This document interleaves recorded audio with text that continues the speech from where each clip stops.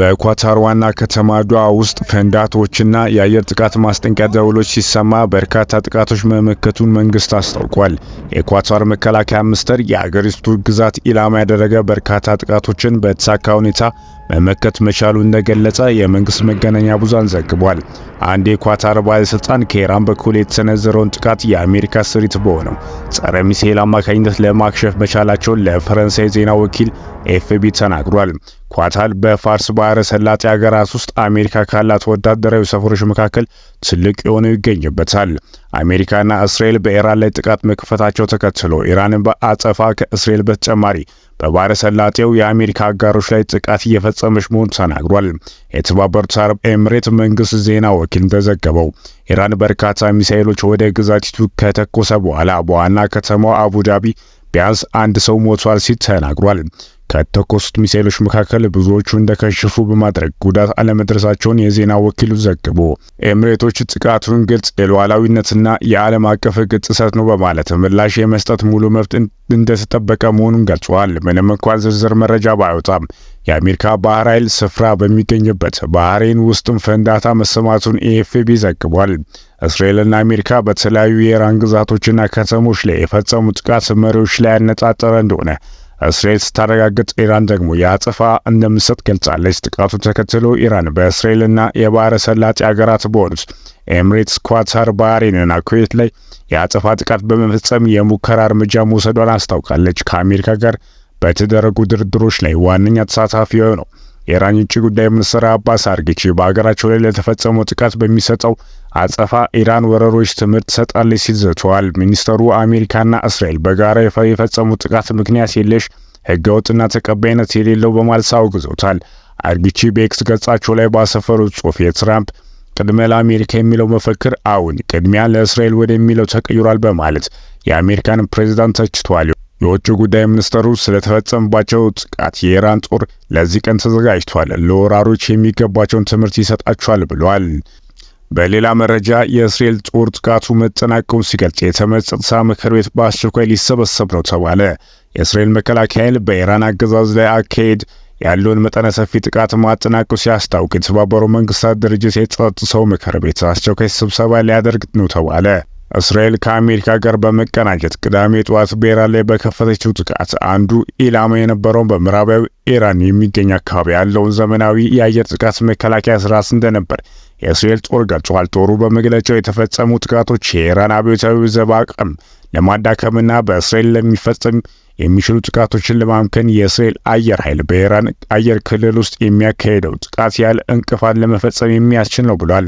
ይህ በእንዲህ እንዳለ የመንግስታቱ ድርጅት የጸጥታው ምክር ቤት ዛሬ ቅዳሜ በኒውዮርክ የሰዓት አቆጣጠር ከሰዓት በኋላ በተፈጸመ ወታደራዊ ጥቃት ላይ ለመነጋገር አስቸኳይ ስብሰባ ጠርቷል። ስብሰባው እንዲካሄድ የተጠየቁት ባህሬን፣ ኮሎምቢያ፣ ቻይና፣ ሩሲያና ፈረንሳይ ሲሆኑ የመንግስታቱ ድርጅት ዋና ጸሐፊ አንቶኒዮ ጉቴሬዝ ቀደም ብሎ በመካከለኛው ምስራቅ የታየውን ወታደራዊ ጥቃት አውግዘዋል። ዋና ጸሐፊው ባወጡት መግለጫ ወታደራዊ ጥቃቶች ዓለም አቀፍ ሰላምና ደህንነትን የሚጎዳ በመሆናቸው በአስቸኳይ እንዲቆሙም ጠይቋል።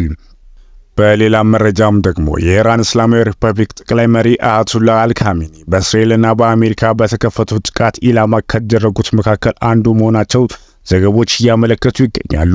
ከኢራን የሚወጣው ያልተረጋገጠ ዘገቦች የተፈጸሙ ጥቃቶች በዋናነት ኢላማ ያደረጉት ጠቅላይ መሪውን ጨምሮ ሌሎች የአገሪቱ ከፍተኛ ፖለቲካዊና ወታደራዊ አዛዦች ላይ መሆኑን አመላክቷል።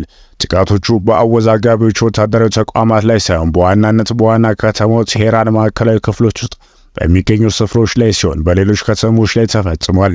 የኢራን መገናኛ ብዙሃን በአገሪቱ ፕሬዝዳንት ሞሳድ ፒሽኪያን ጽህፈት ቤት ላይ ጥቃት መፈጸሙን አረጋግጠው ፕሬዝዳንቱ ላይ ግን ምንም ጉዳት እንዳልደረሰ ነው የተዘገበው።